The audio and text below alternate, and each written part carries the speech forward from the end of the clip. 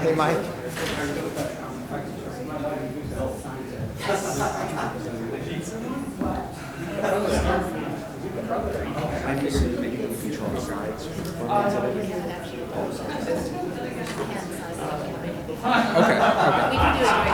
Okay, the break, okay. Because I just didn't want to have to track down that tunnel and everything.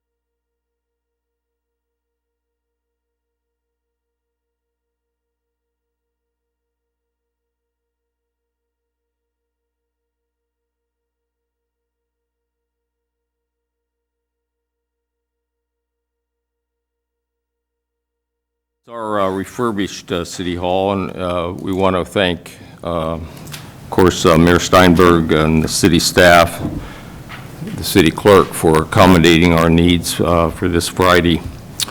I'm assuming Leslie will be back in our regular venue next month?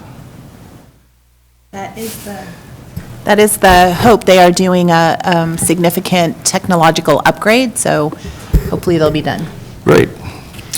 Okay, I think we do have Wi-Fi facilities in this room, so appreciate it turning your cell phones, laptops, and tablets to the silent mode in deference to the proceedings. For those who want to speak to the board, please fill out the speakers form located in the entrance to the chambers, and hand them in to their staff. They'll get them to us, and we'll call on you when your item comes up. Make sure the item is listed on your speaker slip, and so on. If you're anticipating speaking, please read the notes on the agenda. It'll help you with your presentation. Members, I believe we have a full agenda today, including some items that will require, I think, some thoughtful policy deliberations. Not that we'll be taking action necessarily on some of these items today, but at least they will require some deliberation and thoughtful planning as we move along. We do have a planned signing session with the Corps of Engineers at 2 o'clock this afternoon, and we want to complete our agenda by that time. Therefore, I think we'll proceed in the order, with one exception, on the agenda. And with your concurrence, I would like to move item 10C to right after item 7A to accommodate Darren Suin, who has another meeting and obligation at that time. And notwithstanding all of those comments, I think we really have a good agenda today. Ms. Dolan, our secretary, will be presenting the minutes of April 26th. This is an action item. We have a gigantic consent calendar, 8 items, thanks to the staff who's been doing the heavy lifting while we're gallivanting around and doing our meetings and so on, but they've actually kept the trains running, and appreciate that. Items 5 through H, we will be taking those with a single motion unless someone wants to move any particular item from the agenda for discussion. 5C is off. Oh, okay. Leslie just reminded me that item 5C is off, so it would be items 5A through 5H with the exception of 5C. That will be an action item. And next we have the continuation of our last month's discussion of what we, I think, all believe is a very serious problem, very serious public safety issue.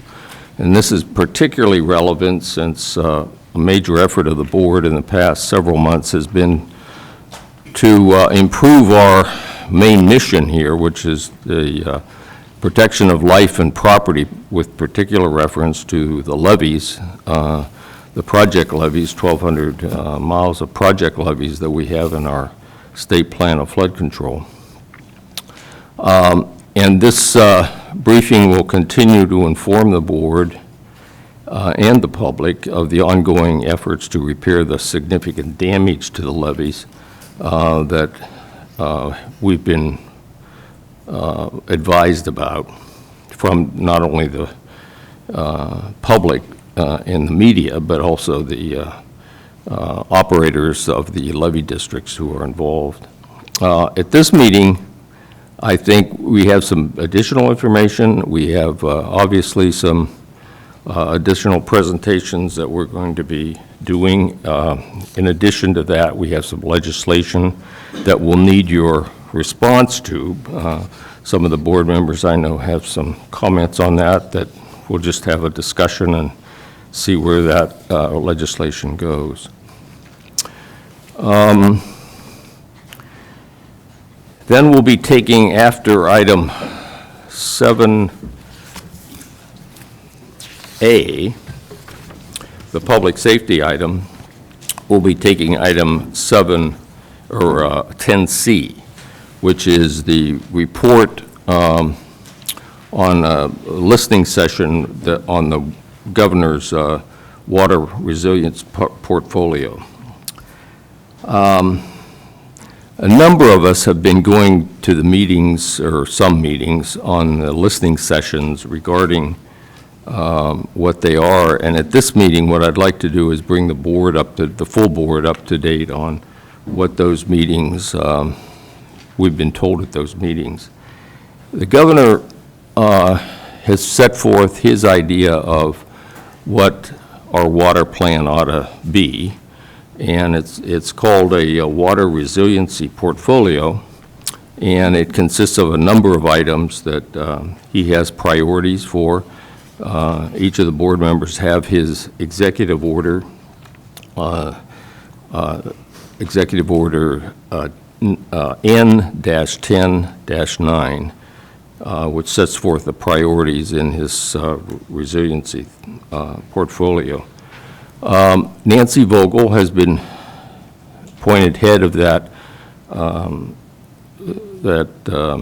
office, which is going to oversee that portfolio, and I believe some of us are convinced that any input to that portfolio will go through Nancy and the secretary to the governor. So we're trying to provide what she asked for, which is a listening session for those in the public and for our constituency and for the board members to elicit some comments on what you think the plan ought to be.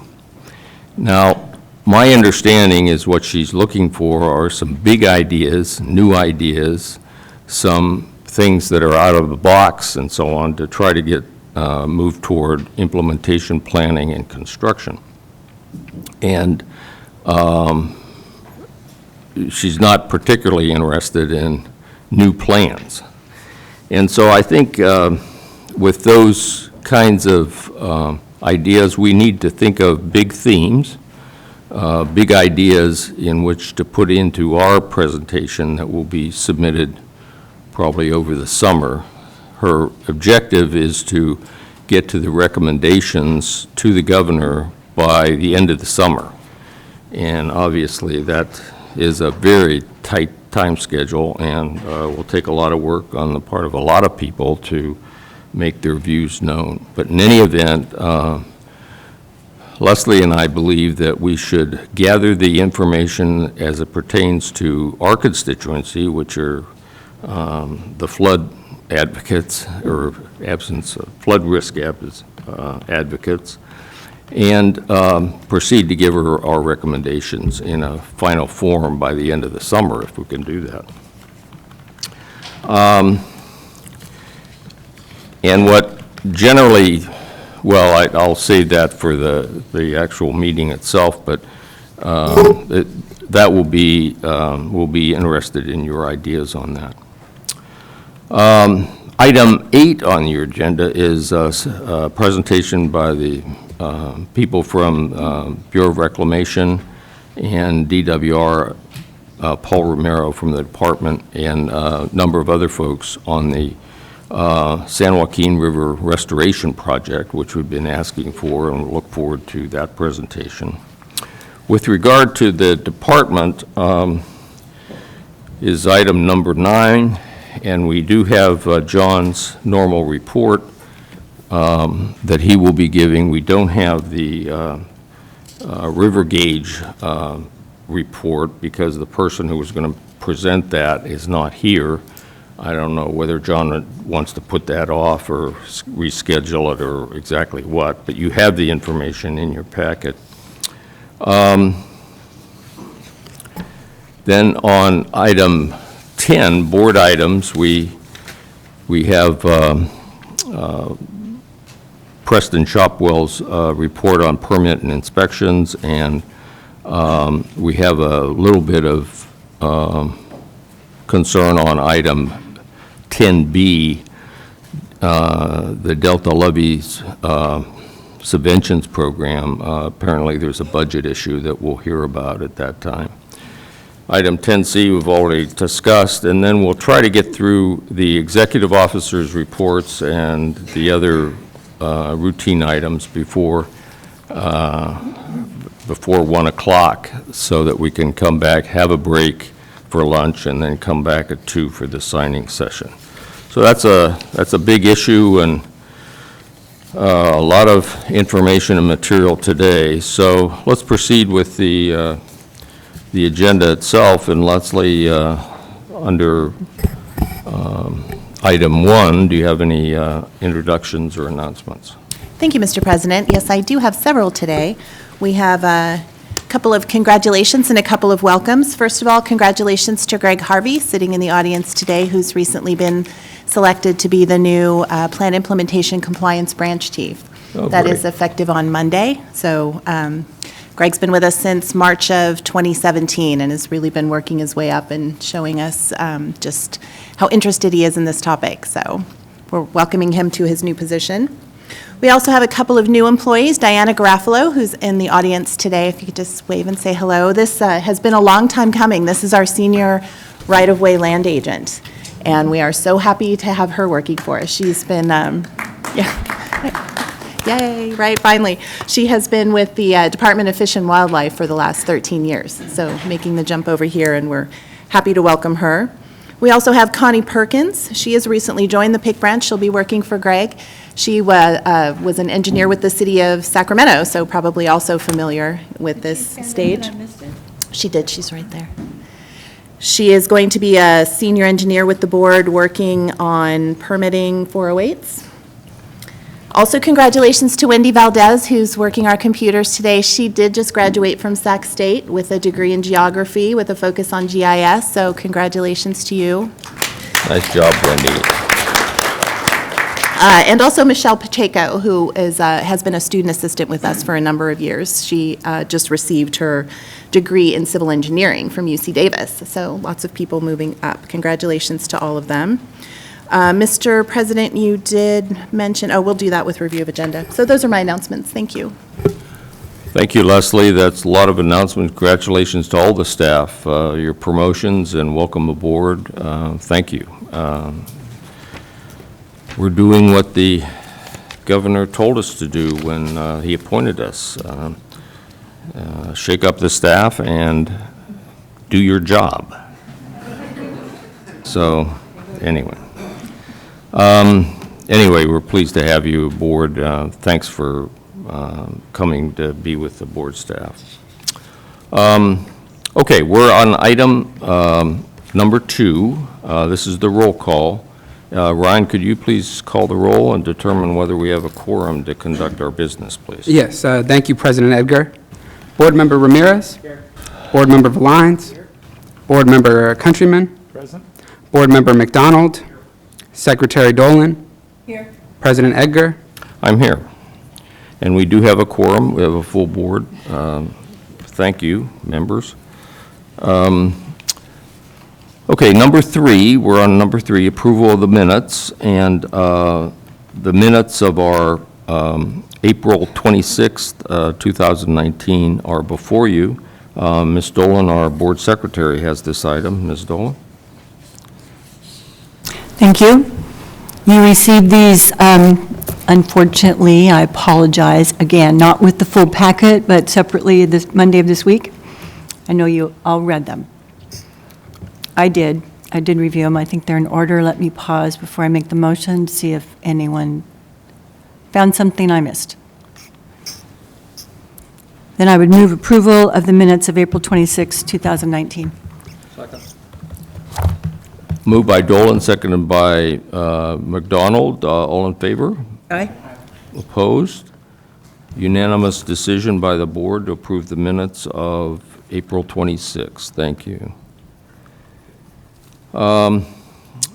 Leslie, we're on item 4, if you want to review the items for us. Thank you, Mr. President. In addition to the announcements that you've already made, I would note that on our consent calendar, items 5C and D, your staff report referenced that we had not yet received the Army Corps letter of permission. We do have those, and I passed those out this morning. Those are on the dais, so just note that for the record, that we have both of those. You noted we are moving 10C back after 7A. Item 9B, you do have a written report in your packet, but there will be no oral presentation on that, and I will leave that to Mr. Erickson or his designee to determine whether we're going to hear that next month or at a later date. And I would note that our item 10D is a time certain, so we won't begin that before 2 o'clock this afternoon. Thank you, Mr. President. Thank you, Leslie. Members, we're on item, are there any questions on that? Oh, Mike? Not questions on microphone, consent, microphone. Yeah, we're on consent now. Yes, can I separate E? I'm going to recuse on E, so can we do that as a separate piece and do everything else? Well, we'll just note it. Perfect. that you're- However it makes it easy. On E, item E, okay. Anything else? Okay. Everything? Yeah. Okay, no questions on item, may I please have a motion on the consent calendar, which includes items A through item H, and item 5E has Michael Valines recusing himself. Minus 5C, right. Yeah, we aren't taking action on 5C. Thank you. So it's items 5A, B, D, E with Valines recusing himself, F, and G, and H. Moved by Countryman, seconded by McDonald. All in favor? Aye. Opposed? Okay, consent calendar with the exception of item C and the recusal on item E. Okay, thank you, members. We're on item 6. Do we have any items there? Yeah, 5C. We need to take that one now. Okay, let's take up item 5C. Do we have a staff presentation on that? Yes, he's coming right. Mr. President, Yeah. I asked...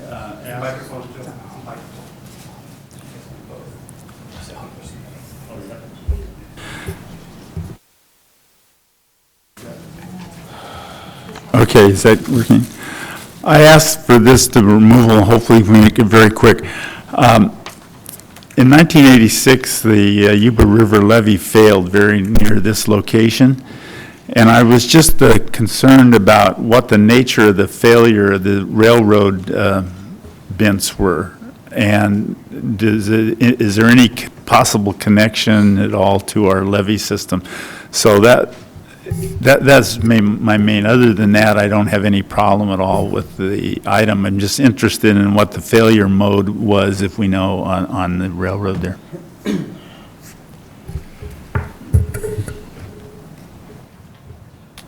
Is it on? Hello?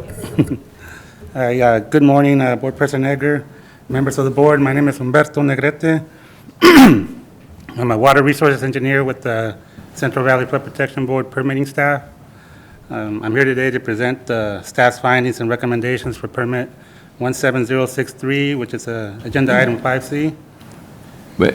Maybe we can shorten this up a little bit by just addressing Mr. Countryman's question. Yes. Please. We have Union Pacific Railroad's representative here.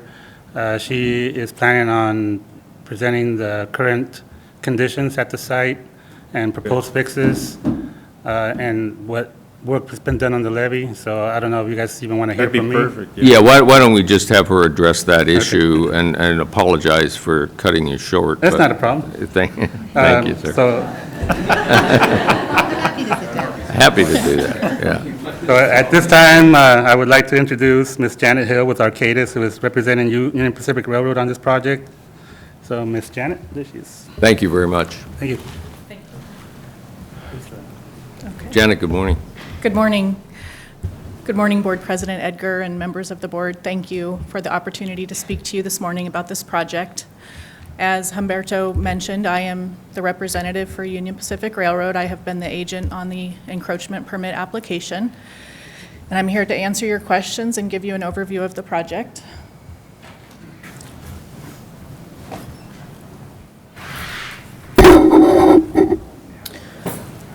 This opening slide is just an image of what we call Segment B. This bridge is a very large bridge. It's over 2,500 feet long. Segment B is only about 800 feet, and so the subject replacement is only Segment B. I want to point out in this image these can cylinders. I'll talk about those in the presentation. Those are the source of the problem that Board Member Countryman is concerned about. So I think you're all aware of the site location. It's near Marysville. It's near the levee breach in 1986.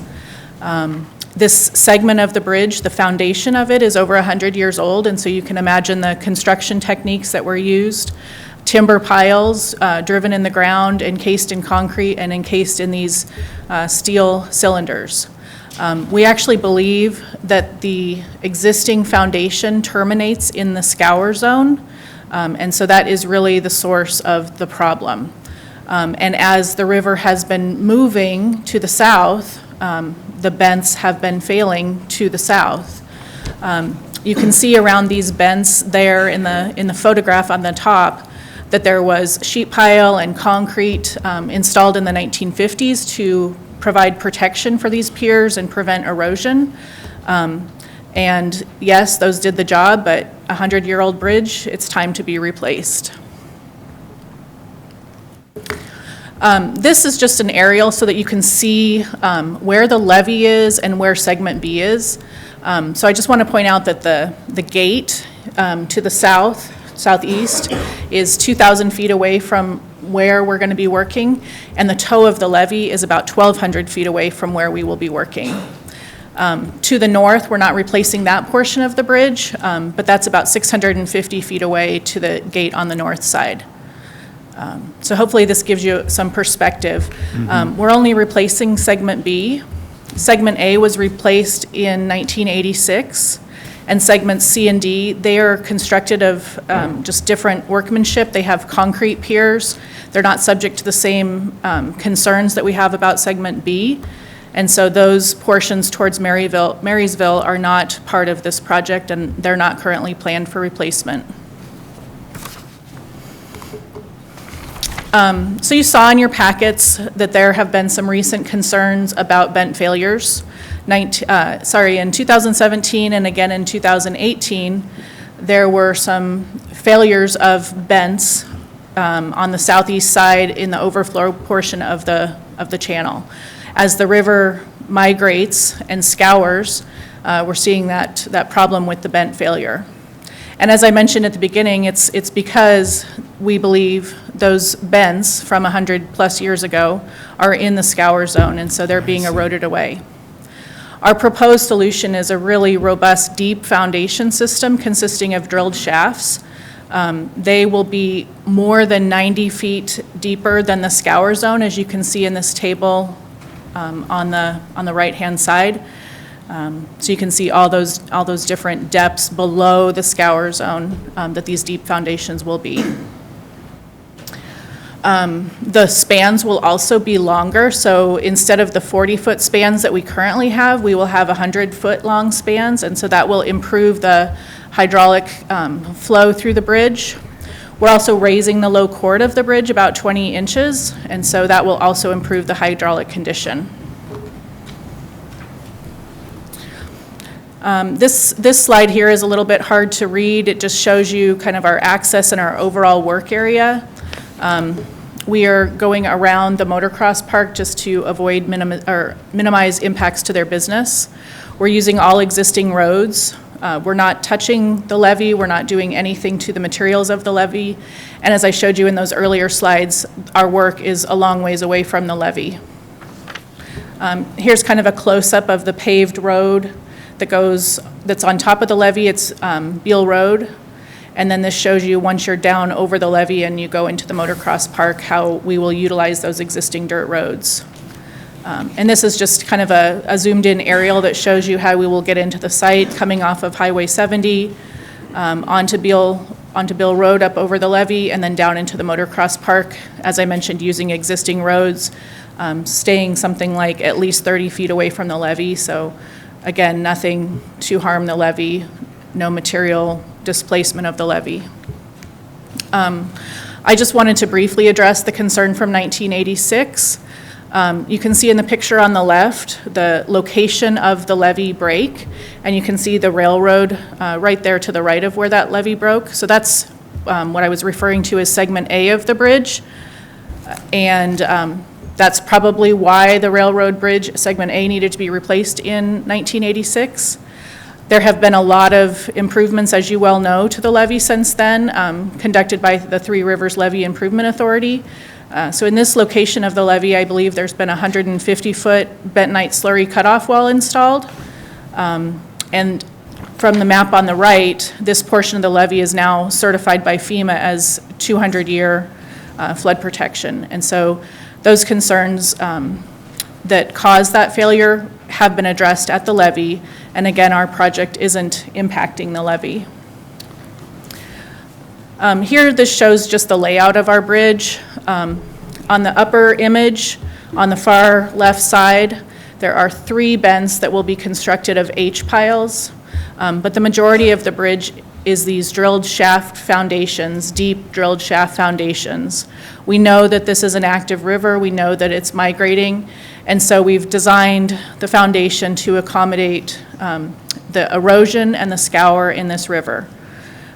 So they will be 2 pairs of drilled shaft foundations, more than 90 feet below the scour zone, and the bridge spans will be 100 feet apart.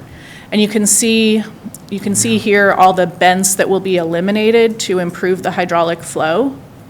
One other thing I wanted to mention on this slide is that going into this coming winter, Union Pacific would really like to get all of the drilled shaft foundations completed. And so that is why we are hoping for approval today by the board so that we can begin construction in July on the drilled shaft foundations and be able to have those ready to support the bridge come this winter flood season. We believe that that's the best measure to provide protection for the bridge. Next year, we will continue construction with the H-pile bents, those 3 on the upper left side, which are on the far southeast side. Those just tie into the existing segment A. We will finish demolition next year and finish site preparation. We won't be leaving any material in the flood season or in the floodway between year 1 and year 2 construction. And so definitely are planning for having this bridge in good order and this project in good order for the flood season. We completed a robust hydraulic evaluation as part of the design process for this project. It's based upon the Yuba River Sutter Basin HEC-RAS model. And I apologize if I'm getting too in the weeds on this. This was all in your packet, but Yeah, I don't need you to go into this. Okay. You've answered my main question, which is that you feel the river is migrating to the south, and that's what's causing the failure of these bins. Do you have an idea of how much that's moved or is moving? we don't have an estimate of how much it's moving every year, but I can tell you that it appears that it's moved something like 25 to 30 feet from 2018 to 2019. Wow. Wow. Something to keep our eye on. Okay, I'm satisfied with this information. I'm ready to move approval. Okay. I'd like to move approval of item 5C, please. Do I have a second? You have questions? Go ahead. Tim and Jane both seconded. You gotta pick one. Okay, second by Dolan. Moved by Countryman, second by Dolan. All in favor? Aye. Opposed? Okay, item 5C is approved. Thank Thank you very much, Janet. Okay, we're on item 6, which is public comments not on the agenda. If anyone in the public has an item that they'd like to address the board and it's not on the agenda, now is the time to come to the dais. Seeing none, let's move to item 7, and the first item we have is item 7A, and as I indicated in my comments, this is a continuation of our previous meeting on this, and we're going to get a briefing from Darren Suen on what the current status is. We have passed out, and you have copies of draft legislation in your packets today, and there's some concern about specific wording, but a lot of work has been done by Darren, the staff, and others involved, and we appreciate that very much. So, Darren, the floor is yours. Thank you, and good morning, President Edgar, Vice President Dolan, members of the board. Darren Suen, Policy Advisor for the board. Last month, you may recall the recent media events have raised awareness and alarm of the unauthorized homeless and encampments on the levee system, causing some destruction to parts of the levee. And as a result of that, many stakeholders got together, your swift action directing board staff to work with them. Representative members of those included RD 1000, American River Flood Control District, City of Sacramento, and legislative committee staff came together, and we're looking for a solution on how to address this issue from a legislative perspective. Coincidentally and fortunately, one of our Assembly members, Assemblymember Jim Cooper, observed the same thing in the media and expressed a desire to help. As such, proceeded to offer up a bill to gut and amend, and that bill is AB 137. And what you have is draft language that many of the stakeholders came together literally on a phone call a couple days ago. Imagine that, several attorneys talking and getting verbiage, coming to agreement on verbiage to get to legislative council, excuse me, thank you, legislative council for their review. This just all happened yesterday. And so currently, Assemblymember Cooper's AB 137 is with Legislative Council, and we're waiting back for comments. Assemblymember Cooper's office is working with Senate Policy Committee staff on hearing this bill. And with me today, if there's any questions, we have Legislative Director Roy Cianez from Assemblymember Cooper's office here in the audience, here to answer any questions you might have about the process. But I just want to take this opportunity to thank Assemblymember Cooper and Legislative Director Cianez for their efforts to inserting themselves into this and helping us with this. I also want to express the thanks to all of the stakeholders that really came together in a quick fashion to compromise and come together on this language. With that, I'll just stop there for a minute and take any questions or comments. I do want to also mention Board Member McDonald has been very much involved, so and thank you for your leadership on this as well. Okay. Any questions for Darren at this point? Okay, please proceed. Okay, we're gonna move forward and let the wait for comments to come back. We'll continue to work with all the stakeholders to refine the language, and hopefully we can have something approved in this legislative session that would further define how we can make this a misdemeanor and enforce these actions and against unauthorized encampments, giving the tools to the local agencies to do those things. Yeah, okay, Darren, would it be possible for you to just briefly summarize what the legislation does? The question that came up at our last meeting was that the local police departments and sheriff's departments didn't have enough authority to actually do this. Yeah. And similarly, a lot of comments have been made that we do have the authority on the books right now to do what we're doing. Problem is that our authority is kind of like a code enforcement program where we're going in on the normal encroachment issues and trying to seek compliance. And it has issues of due diligence and timelines and so on. Yes. That takes a long time to get compliance, and that's okay. We're just working, Jane and I particularly, working with the LMAs to try to do that. That process does not fit Yes. what we're trying to do here. And what we're trying to do here is recognize that this is an immediate problem.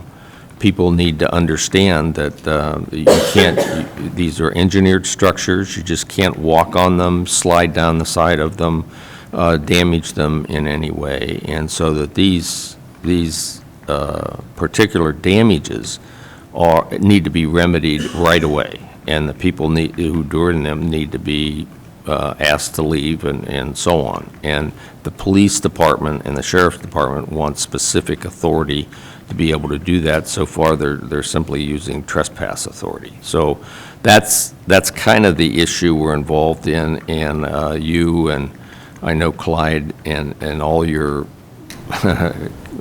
bevy or covey of lawyers has opined on this issue and the different words and so on. But I think that's the essence of what this legislation is trying to do. Now, can you just go through the salient points? Are there any areas where there's disagreement now? To answer your question,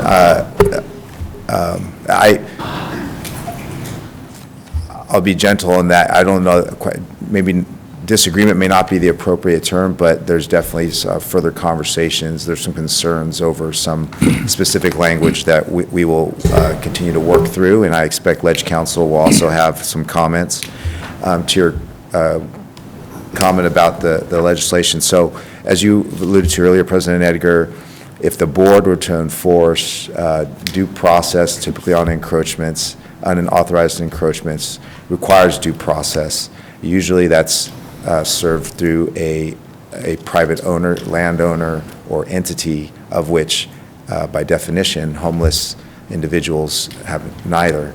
And also defer to Mr. Dua if he wanted to jump in from a legal perspective at any time. But in general, that due process requires a great amount of time, and it's not something that applies in this situation. Furthermore, the issue of homeless is, as you know, a complex one. I think all jurisdictions throughout the state are wrestling with how do we deal compassionately with this demographic. At the same time, we're trying to balance public safety. And there was a case, Martin versus the city of Boise, that has given the results of which essentially does not allow you to remove homeless individuals from a public lands without giving them another place to reside. This has caused a lot of angst with local jurisdictions about how to enforce these homeless encampments, and what was brought to our attention was they did not feel they had the appropriate tools to enforce. Furthermore, a lot of times, because of the encampments have tents, tarps, and those kinds of things, it's very difficult for them to see that there's actually damage being done until it's too late. And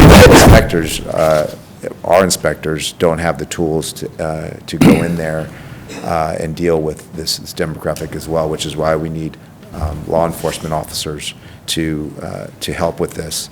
So we've added a section to 8540 of the Water Code that essentially declares the state plan of flood control and facilities within there as essential public safety infrastructure.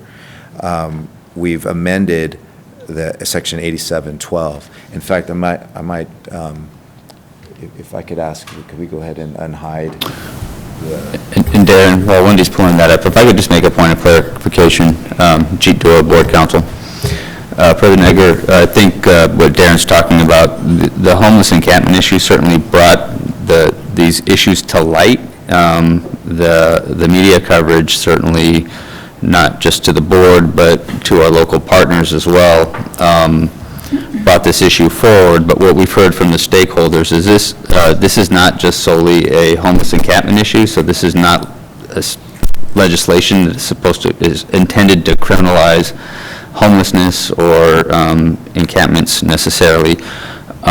The issue goes beyond that. We've heard that there are people who ride their ATVs up and down levees and other motorized vehicles causing ruts and damage that would also fall under this legislation, that the administrative process that we have doesn't adequately address those impacts. So this is a more cursory and targeted way to address those issues and help our partners be able to enforce and also regulate how people use the levees, or if they should be there at all. So I just want to make that point of clarification. This is not targeted at homelessness. This is broad-based for any type of activity that could alter or impact negatively the flood control system. And I think Darren's going to speak about 8712, which we've talked about the board's broad authority. What we've heard and what we've been able to develop, again, with everybody who's been on these calls, is really try to address what they're seeing on the ground. So aside from altering anything that has encumbered or inhibited their ability to even inspect, because there's things on the levee that they can't otherwise remove without law enforcement. This certainly is to help address those concerns for them. I just wanted to make those points. Thank you. Yeah, thank you, Jeet. And so, as you see, 8712, this is the existing water code up on the slide you see now. It speaks very generally about not being able to, cut into or alter without permission of the board. 8720 talks about the criminal intent, so it makes a misdemeanor if you do these acts in violation. What we've heard from our stakeholders is it's not just, cutting, but also altering and concealing what they're doing, so they can't tell when they're doing these things to the levee. So if it modifies, that's, you can't read that. So essentially this adds some language about concealing, defacing, destroying, and then in parallel with federal authorization that we've given assurances to the federal government about taking care of the levees, modifying, use, and occupy, and that's something we're working through still. Cut, alter, or physically or visually obstruct any levee along a river bypass at any of the places mentioned in this article. So we've added some additional specificity about what it means to actually alter the levee, and as well as the concealment language I was talking about. So that gives a little bit more, gives some more empowerment to the local agencies to enforce on that. Also, it gives them includes the ability to inspect and remove those physical or visual obstructions. So again, we're expanding on not just being able to cut into it, but you can't even do anything that'll cover the levee that might hide what you're doing. So expanding upon that. And then 8720, in addition to just making it guilty of a misdemeanor, we've added specific language that peace officer has defined in Chapter 4.5, Title 3, Part 2 of the Penal Code, commencing with Section 830, can enforce. So doesn't matter, park ranger, sheriffs, highway patrol, local police. Again, because we don't know exactly what jurisdiction that the enforcement agency may be pertinent, we just want to make sure that it covers broadly and allows any enforcement officer, as defined in this section of the Penal Code, to support the local agencies. Okay, what's the number of the bill again? AB 137. 137, okay. Yeah. Clyde, before you speak, can I just make one more comment? I just wanted to add, again, to our board council, 8712 is also expanded to, the flood control system is just more than the levee. That was also a concern. There's other facilities of the state plan of flood control or other facilities that besides levees that enhance flood protection. So we've added flood control facilities, I believe is the term, or facilities of the state plan of flood control in addition to levees, to broaden to account for seepage berms and the like. Okay, would that mean we're talking about weirs and Like the Yes. Fremont weir, Sacramento weir, so on? Okay. Yep. Be a pretty hard bid. Okay. Okay. Clyde? Yeah. This proposed bill has three sections that are affected here. The first one is a new, this is 8540, it's a new declaration by the legislature, which says that the levees are essential public safety infrastructure, and then later it says critical public infrastructure, and I'll come back to that. I have a concern about the word critical. Under existing law in Section 87, the second part of the bill, 8712 of the Water Code currently says that no levee shall be cut or altered without permission of the board. And as we talked about last time, we have people who are cutting the levee, but we're not there to see them cutting the levee. If we see people cutting the levee, then you can call the police and have them, tell them not to, whatever. But people are doing a lot of other things to the levee, and the proposal would expand it. And in that section, I have one word in there that I'm concerned about. The last section is 8720. That's currently a misdemeanor under current law, and it adds the part about the police that was said before, then Bill said in the introduction. I have concerns over two words in this, and I think the staff and the people who worked on this did a good job of pulling this together. It's a complicated, many parts kind of thing, and I think the staff and the people who worked on it did a good job. But I have concerns about two words. In Section 8540, Part 3, it says facilities of the state plan of flood control are critical public infrastructure. And my question, and it's not really a question, my concern is that we don't have a definition of critical public infrastructure. We know it's public infrastructure, but what does critical mean? And in legislation, every word means something. If it goes to court, people are going to go, well, what does that mean?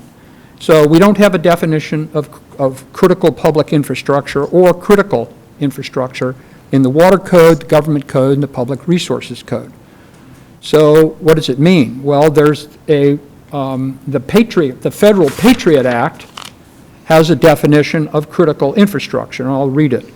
That would be that infrastructure, that the incapacity or destruction of such systems and assets would have a debilitating impact on security, national economic security, national public health or safety, or any combination of those. And that's way up high. That's kind of like, what if Hoover Dam falls down? That's really way up there. And my concern is that putting critical public infrastructure in this particular sentence as a pointer doesn't point to anything in state law, so people are going to look, well, it's over here in federal law, and what's that? And that's way up there. And I think that will create...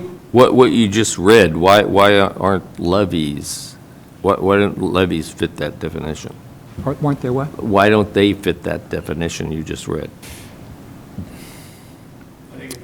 I think it's an order of magnitude. We don't have anything, I mean, I can't find, the Bay Bridge isn't defined as critical infrastructure. So we have... Yeah, but we don't have it in the code, so couldn't we just refer to the federal definition? We could. I mean, my question is, would we want to do that? And I don't think we would want to. Why not? Because that creates, I think that creates a duty and a responsibility and a liability on us. If we're going to elevate the levee system to essentially the highest level that the feds have designated, we have dirt levees that are not being maintained very well. Well, yeah, but we've admitted that. We've admitted that. Yeah, I don't think that, the fact that we aren't doing our job doesn't